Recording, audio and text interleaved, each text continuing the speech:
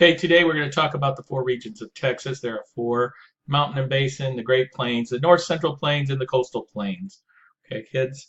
So it's important for you all to understand this. The Great Plains are what we would consider this tan area up here.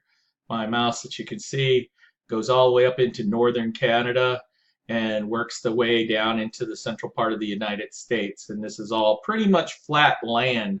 Along here, you will see the Rocky Mountains. And so we're going to talk about just Texas, the Great Plains of Texas. So we're talking about this area here by Arrow. The Arrow is broken down, or the Great Plains is broken down by the High Plains and the Edwards Plateau. They are two distinctly different geographies. When we talk about the two High Plains and Plateau, or the Edwards Plateau and the High Plains, and one of them is what we call the hill country. It's really beautiful down there. You'll see a lot of tourists going down there just to visit over the weekend. And of course, up in the High Plains, it's traditionally flat.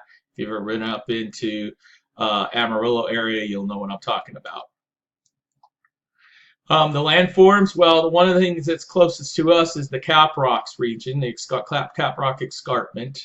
It's kind of over by Lubbock, and then the Edwards Plateau, which is closer down south, down by San Antonio, along the west part of the Rio Grande. And then, of course, when you get down there by the San Antonio area, there's what we call the Balcones Escarpment, which is kind of like a cliff. Okay. And we have one, the Caprock Escarpment, which, as you come into Lubbock, between Wichita Falls, just between Seymour, and a little bit past Seymour, you'll run right into the Caprock Escarpment. Okay, and that's an example of the canyons in the North Palo Duro Canyon. I don't know if anybody's ever been to the Palo Duro Canyon State Park, but it's really beautiful up there. My daughter's been there. Okay. And then, of course, the plains are typically are famous for the flatland area that we've talked about. Okay, the natural vegetation of the area, the High Plains is flat. It's kind of grassland, very few trees. Whereas the Edwards Plateau, you got small trees and grasses and shrubs. And one of the biggest natural resources that we're famous for here in Texas, especially out in the west, is the oil and natural gas in the High Plains. And down by the Edwards Plateau, you have those live trees, those cedar, lots of deer and wild turkeys and quail. It's great for hunting if you're into hunting. Okay, in the Permian Basin, there's what we call aquifers. These are underground water resources, and the one that specifically supports the High Plains during drought, when they're not able to tap into the lake, is the Ogalla Aquifer and the Edwards Aquifer. These provide the main drinking water for most of the plains areas. And you can see kind of sort of where that green and that blue, those are the aquifers that are famous for Texas. Okay. Okay. Economic activities of the High Plains is cattle ranching, wheat and cotton growing, and also down in the Edwards Plateau, a lot of sheep. What's famous for the Great Plains, cities of the Great Plains, is down by the Edwards Plateau area, you've got Austin and you got Fredericksburg. In the High Plains, you got Lubbock and Amarillo, in the Midland, Texas, and Odessa area. Okay, the coastal plains are famous for being close to Houston, Dallas. All the major cities are down in this area, and they're famous for some of the greatest waters along the Gulf of Mexico coast. And of course, you have still the Balcones Escarpment kind of supporting that area, but you got a lot of areas. Maybe some of you have visited some of the coastal areas like Corpus Christi, been to Galveston. And so I just want to kind of give you a quick breakdown on that. And the Balcones literally is part of the Austin lower elevation on the lower side, and you've got some really good caves down there. And as you can see by where we're talking about, and this is kind of reversal, is the Austin, New Braunfels, San Antonio. So you're looking from Wichita Falls, from the planet, if you were looking southward. Okay.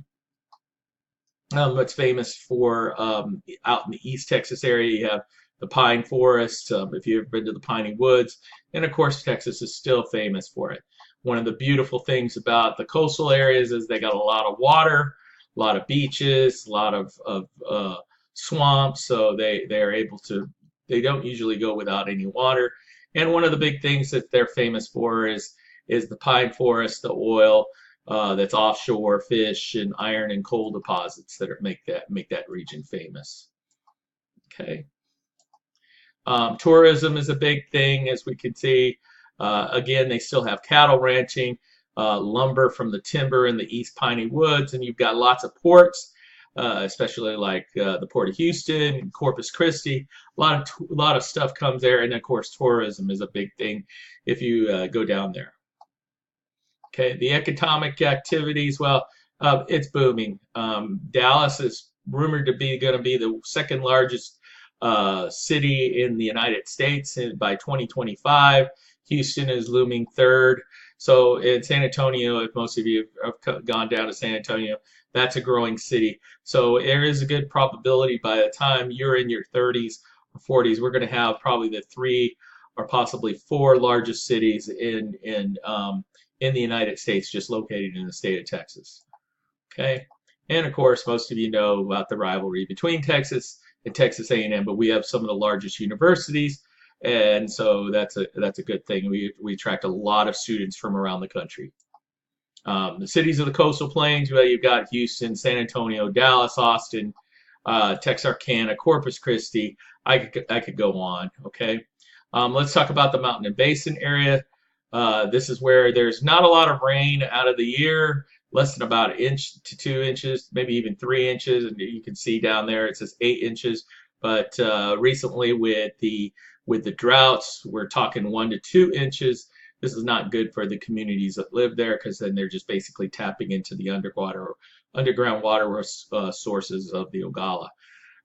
So you got a lot of mountains. The highest mountain ranges are in the Davis Mountain Range, the Chisos, and the Guadalupe Mountains. Okay, minerals, they've got lots of limestone, copper, salt, sulfur, talc, shale, and clay.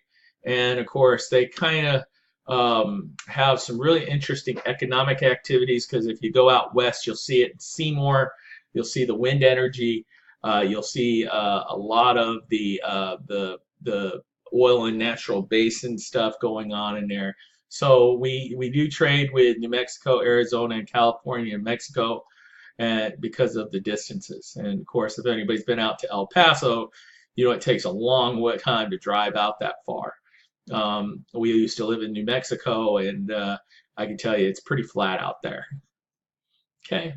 Now let's talk about the North Central Plains. This is where we live in, Wichita Falls. You can notice that we actually share with the High Plains and the coastal plains the Balcones Escarpment way down in the south. But typically Wichita Falls and typically of this North Central Plains, we are flat, extremely flat. We do share on the west side the Caprock Escarpment.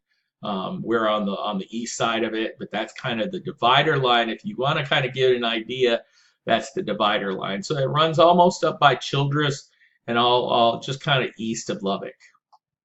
Of course, we're famous for the grasslands. We have fertile soil. We still have a lot of oil and natural gas. We're trying to diversify our resources out there, but typically North Central Texas is famous for farming and ranching. And I know that some of you probably say, wow, peanuts, we grow peanuts here in Texas. You bet we do. And of course, we have some fruits and vegetables. And as if you ever noticed that if you drive down by Windthorst, you'll see the dairy farms of Windthorst. So we're really big into the agricultural thing. Of course, Mrs. Flynn works for the oil and gas company, so you can imagine we do a lot of that. And if you notice that we also kind of have aircraft manufacturing outside Fort Worth. I know you could probably say, well, gee, how come Dallas is on the coastal and Fort Worth is in the North Central Plains? It just works that way out. Okay, so part of Waco, the Fort Hood area where we have military bases. These are the big cities: Fort Worth, San Angelo, Abilene, Austin, and of course, how could I miss Wichita Falls, right? All right, so let's talk about last but not least,